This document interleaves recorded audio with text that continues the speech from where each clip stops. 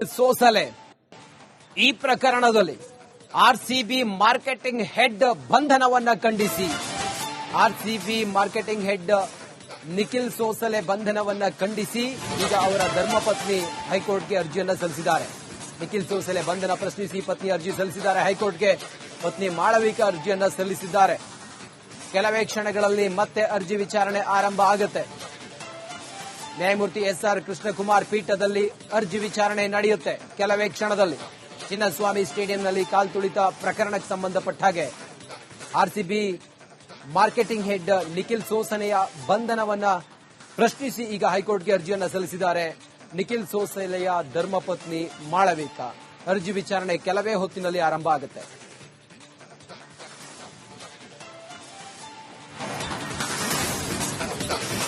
ಜೊತೆಗೆ ನಿಖಿಲ್ ಡಿಎನ್ಎ ಸಂಸ್ಥೆ ಆರ್ಸಿಬಿ ಸಲ್ಲಿಸಿದ ಅರ್ಜಿ ವಿಚಾರಣೆ ನಾಳೆಗೆ ಮುಂದೂಡಿಕೆಯಾಗಿದೆ. 3 ಅರ್ಜಿಗಳ ವಿಚಾರಣೆ ನಾಳೆಗೆ ಮುಂದೂಡಿದ ಹೈಕೋರ್ಟ್. ಎಫ್ಐಆರ್ ರದ್ದು ಕೋರಿ ಅರ್ಜಿಯನ್ನು ಸಲ್ಲಿಸಲಾಗಿತ್ತು. ಅದರ ವಿಚಾರಣೆ ನಾಳೆ ನಡೆಯುತ್ತದೆ. 3 ಅರ್ಜಿಗಳ ವಿಚಾರಣೆಯನ್ನ ನಾಳೆಗೆ ಮುಂದೂಡಲಾಗಿದೆ. ಒಂದು ಕಡೆ ಆರ್ಸಿಬಿ ಸಂಸ್ಥೆಯ ಕಡೆಯಿಂದ, ಮತ್ತೊಂದು ಕಡೆ ಡಿಎನ್ಎ, ಮತ್ತೊಂದು ಕಡೆ ನಿಖಿಲ್ ಸೋಸಲೆ ಅವರು ಸಲ್ಲಿಸಿದ್ದ, ಅವರನ್ನ ಬಂಧಿಸಿದ್ದನ್ನ ಪ್ರಶ್ನಿಸಿ ಸಲ್ಲಿಸಿದ್ದ ಅರ್ಜಿ. ಈ 3 ಅರ್ಜಿಗಳ ವಿಚಾರಣೆ ನಾಳೆ ನಡೆಯುತ್ತದೆ.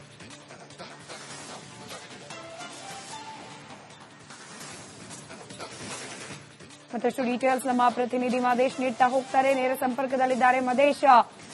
ಮಲ್ಟಿಪಲ್ ಎಫ್ಐಆರ್ಗಳಾಯ್ತು, ಒಂದಷ್ಟು ಮಂದಿಯ ಅರೆಸ್ಟ್ ಆಯ್ತು. ಈ ಅರೆಸ್ಟ್ ಅನ್ನ ಪ್ರಶ್ನಿಸಿ ಸಲ್ಲಿಕೆ ಆಗಿರುವ ಅರ್ಜಿಗಳು ಕೂಡ ಅನೇಕ.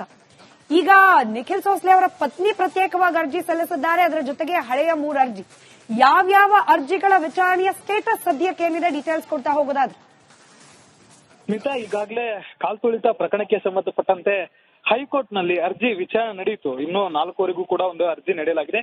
ಒಟ್ಟು 3 ಅರ್ಜಿಯನ್ನ ಸಲ್ಲಿಕೆ ಮಾಡುವಂತ ಕೆಲಸ ಆಗಿದೆ. ಒಟ್ಟು 3 ಅರ್ಜಿಗಳಲ್ಲಿ ಒಂದು ಆರ್ಸಿಬಿ ಅಂದ್ರೆ ಈಗಾಗಲೇ ಅರೆಸ್ಟ್ ಆಗಿರುವಂತಹ ನಿಖಿಲ್ ಸೋಸಲೆ ಏನಿದ್ದಾನೆ ಆತನ ಬಂಧನಕ್ಕೆ ಪ್ರಕರಣಕ್ಕೆ ಸಂಬಂಧಪಟ್ಟಂತೆ ಅವರ ಪತ್ನಿ ಮಾಳವಿಕಾ ನಾಯಕ್ ಅವರು ಅರ್ಜಿ ಸಲ್ಲಿಸಿದ್ದಾರೆ. ಜೊತೆಗೆ ಎಫ್ಐಆರ್ ಅನ್ನು ಕೂಡ ರದ್ದು ಮಾಡ್ಬೇಕಂತೇಳಿ ಅರ್ಜಿ ಹಾಕುವಂತ ಕೆಲಸವನ್ನ ನಿಖಿಲ್ ಸೋಸಲೆ ಅವರ ಪತ್ನಿ ಮಾಡಿದ್ದಾರೆ. ಇದರ ಜೊತೆಗೆ ಡಿಎನ್ಎ ಸಂಸ್ಥೆಯಿಂದ ಕೂಡ ಪ್ರಕರಣವನ್ನ ರದ್ದು ಮಾಡ್ಬೇಕಂತೇಳಿ ಅರ್ಜಿ ಸಲ್ಲಿಕೆ ಮಾಡಲಾಗಿದೆ. 3 ಪ್ರಕರಣ ಆಗಿದ್ರೆ ಇನ್ನೊಂದು ಪ್ರಕರಣ ಆರ್ಸಿಬಿಯಿಂದ ಅಂದ್ರೆ ಆರ್ಸಿಬಿ ಮ್ಯಾನೇಜ್ಮೆಂಟ್ ಕಡೆಯಿಂದ ಇಡೀ ಪ್ರಕರಣ ಏನಿದೆ, ಎಫ್ಐಆರ್ ಏನಿದೆ, ಆ ಒಂದು ಎಫ್ಐಆರ್ ಅನ್ನ ರದ್ದು ಮಾಡುವಂತೆ ಈಗಾಗಲೇ ಹೈಕೋರ್ಟ್ಗೆ ಅರ್ಜಿ ಹಾಕುವಂತ ಕೆಲಸವನ್ನ ಮಾಡಲಾಗಿತ್ತು.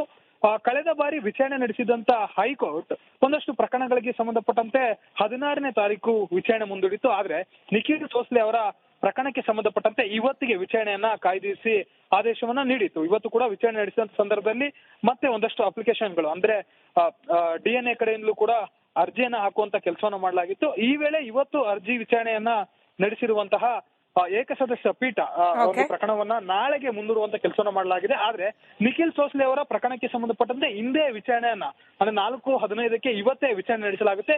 ಅದು ಬಿಟ್ಟರೆ ಇನ್ನು 3 ಪ್ರಕರಣಗಳೇನಿದೆ ಎಫ್ಐಆರ್ ರದ್ದು ಕೋರಿ ಅರ್ಜಿ ಹಾಕಿರುವಂತದ್ದು ಅಂದ್ರೆ ಕೆಎಸ್ಸಿಎ ಡಿಎನ್ಎ ಸಂಸ್ಥೆ ಏನಿದೆ ಅದು ಮತ್ತೆ ಕೆಎಸ್ಸಿ ಆಗಿರ್ಬೋದು. ಜೊತೆಗೆ ಆರ್ಸಿಬಿ ಅವರು ಕೂಡ ಇಡೀ ಪ್ರಕರಣವನ್ನ ರದ್ದು ಮಾಡ್ಬೇಕಂತೇಳಿ ಅರ್ಜಿಯನ್ನ ಹಾಕಿದ್ರು.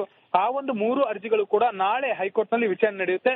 ಬರೀ ನಿಖಿಲ್ ಸೋಸಲೆ ಅವರ ಬಂಧನಕ್ಕೆ ಪ್ರಶ್ನೆ ಮಾಡಿ ಅರ್ಜಿ ಸಲ್ಲಿಸಿದ್ರು ಆ ಒಂದು ಪ್ರಕರಣ ಮಾತ್ರ. ಧನ್ಯವಾದ ಮದೇಶ್ ಮಾಹಿತಿಗಾಗಿ. ಚಿನ್ನಸ್ವಾಮಿ ಸ್ಟೇಡಿಯಂ ಕಾಲ್ತುಳಿತ ಪ್ರಕರಣದಲ್ಲಿ ಜವಾಬ್ದಾರರು ಅಂತ ಹೇಳಿ ಪೊಲೀಸರನ್ನ ಕೆಲವರನ್ನ ಹಿರಿಯ ಅಧಿಕಾರಿಗಳನ್ನ ಅಮಾನತು ಮಾಡಲಾಗಿತ್ತು. ಪೊಲೀಸರ ಅಮಾನತನ್ನ ಪ್ರಶ್ನಿಸಿ ಕ್ಯಾಟ್ಗೆ ಅರ್ಜಿಯನ್ನ ಸಲ್ಲಿಸಲಾಗಿದೆ. ವಿಕಾಸ್ ಅರ್ಜಿ ಸಲ್ಲಿಕೆಯನ್ನ ಮಾಡಿದ್ದಾರೆ. ಹೆಚ್ಚುವರಿ ಪೊಲೀಸ್ ಆಯುಕ್ತ ವಿಕಾಸ್ ಕುಮಾರ್ ಅರ್ಜಿಯನ್ನ ಸಲ್ಲಿಕೆ ಮಾಡಿದ್ದಾರೆ. ಕೇಂದ್ರ ಆಡಳಿತಾತ್ಮಕ ನ್ಯಾಯಾಧಿಕರಣಕ್ಕೆ ಅರ್ಜಿಯನ್ನ ಸಲ್ಲಿಕೆ ಮಾಡಿದ್ದಾರೆ. ಪೊಲೀಸರ ಅಮಾನತನ್ನ ಪ್ರಶ್ನಿಸಿ ಕೇಂದ್ರ ಆಡಳಿತಾತ್ಮಕ ನ್ಯಾಯಾಧಿಕರಣಕ್ಕೆ ವಿಕಾಸ್ ಕುಮಾರ್ ಅರ್ಜಿಯನ್ನ ಸಲ್ಲಿಕೆ ಮಾಡಿದ್ದಾರೆ. ಹೆಚ್ಚುವರಿ ಪೊಲೀಸ್ ಆಯುಕ್ತ ವಿಕಾಸ್ ಕುಮಾರ್ ಅರ್ಜಿಯನ್ನ ಸಲ್ಲಿಕೆ ಮಾಡಿದ್ದಾರೆ. ಸರ್ಕಾರ ಯಾವಾಗ ಕಾಲ್ತುಳಿತ ಪ್ರಕರಣದಲ್ಲಿ ಪೊಲೀಸರೇ ಇದಕ್ಕೆ ನೇರ ಕಾರಣ ಅಥವಾ ಜವಾಬ್ದಾರರು ಅಂತ ಹೇಳಿ ಅವರನ್ನ ಅಮಾನತು ಮಾಡಿದ್ರು, ಇದಾದ ನಂತರ ರಾಜ್ಯಾದ್ಯಂತ ಭಾರಿ ಆಕ್ರೋಶಕ್ಕೆ ಕಾರಣ ಆಗಿತ್ತು ಸರ್ಕಾರದ ಇದೊಂದು ತೀರ್ಮಾನ. ಈಗ ಕೇಂದ್ರ ಆಡಳಿತಾತ್ಮಕ ನ್ಯಾಯಾಧಿಕರಣಕ್ಕೆ ಅರ್ಜಿಯನ್ನ ಸಲ್ಲಿಸಿದ್ದಾರೆ ಹೆಚ್ಚುವರಿ ಪೊಲೀಸ್ ಆಯುಕ್ತ ವಿಕಾಸ್ ಕುಮಾರ್. ಪೊಲೀಸರ ಅಮಾನತನ್ನ ಪ್ರಶ್ನಿಸಿ ಅರ್ಜಿಯನ್ನ ಸಲ್ಲಿಸಿದ್ದಾರೆ.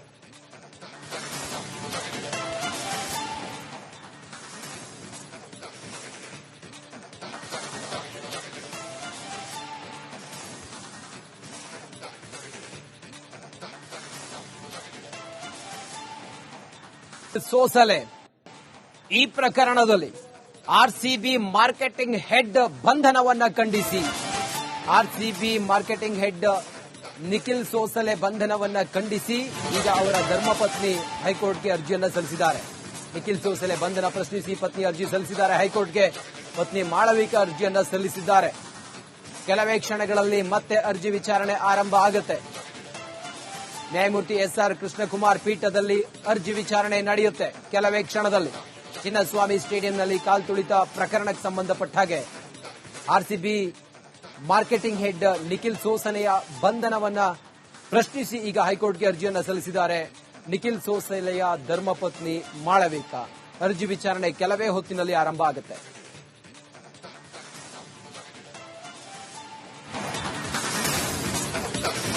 ಜೊತೆಗೆ ನಿಖಿಲ್ ಡಿಎನ್ಎ ಸಂಸ್ಥೆ ಆರ್ಸಿಬಿ ಸಲ್ಲಿಸಿದ ಅರ್ಜಿ ವಿಚಾರಣೆ ನಾಳೆಗೆ ಮುಂದೂಡಿಕೆಯಾಗಿದೆ. 3 ಅರ್ಜಿಗಳ ವಿಚಾರಣೆ ನಾಳೆಗೆ ಮುಂದೂಡಿದ ಹೈಕೋರ್ಟ್. ಎಫ್ಐಆರ್ ರದ್ದು ಕೋರಿ ಅರ್ಜಿಯನ್ನ ಸಲ್ಲಿಸಲಾಗಿತ್ತು.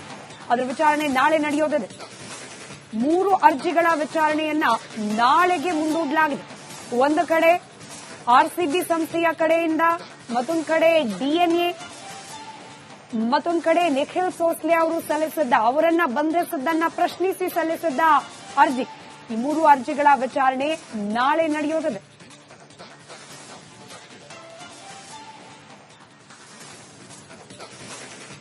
ಮತ್ತಷ್ಟು ಡೀಟೇಲ್ಸ್ ನಮ್ಮ ಪ್ರತಿನಿಧಿ ಮದೇಶ್ ನೀಡ್ತಾ ಹೋಗ್ತಾರೆ. ನೇರ ಸಂಪರ್ಕದಲ್ಲಿದ್ದಾರೆ ಮದೇಶ್.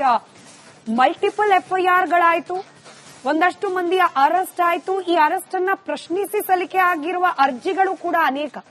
ಈಗ ನಿಖಿಲ್ ಸೋಸ್ಲೆ ಅವರ ಪತ್ನಿ ಪ್ರತ್ಯೇಕವಾಗಿ ಅರ್ಜಿ ಸಲ್ಲಿಸಿದ್ದಾರೆ. ಅದರ ಜೊತೆಗೆ ಹಳೆಯ 3 ಅರ್ಜಿ. ಯಾವ್ಯಾವ ಅರ್ಜಿಗಳ ವಿಚಾರಣೆಯ ಸ್ಟೇಟಸ್ ಸದ್ಯಕ್ಕೆ ಏನಿದೆ ಡೀಟೇಲ್ಸ್ ಕೊಡ್ತಾ ಹೋಗೋದಾದ್ರೆ?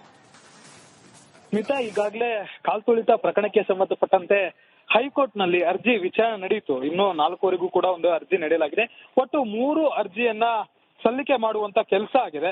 ಒಟ್ಟು 3 ಅರ್ಜಿಗಳಲ್ಲಿ ಒಂದು ಆರ್ಸಿಬಿ ಅಂದ್ರೆ ಈಗಾಗಲೇ ಅರೆಸ್ಟ್ ಆಗಿರುವಂತಹ ನಿಖಿಲ್ ಸೋಸ್ಲೆ ಇದ್ದಾನೆ, ಆತನ ಬಂಧನಕ್ಕೆ ಪ್ರಕರಣಕ್ಕೆ ಸಂಬಂಧಪಟ್ಟಂತೆ ಅವರ ಪತ್ನಿ ಮಾಳವಿಕಾ ನಾಯಕ್ ಅವರು ಅರ್ಜಿ ಸಲ್ಲಿಸಿದ್ದಾರೆ.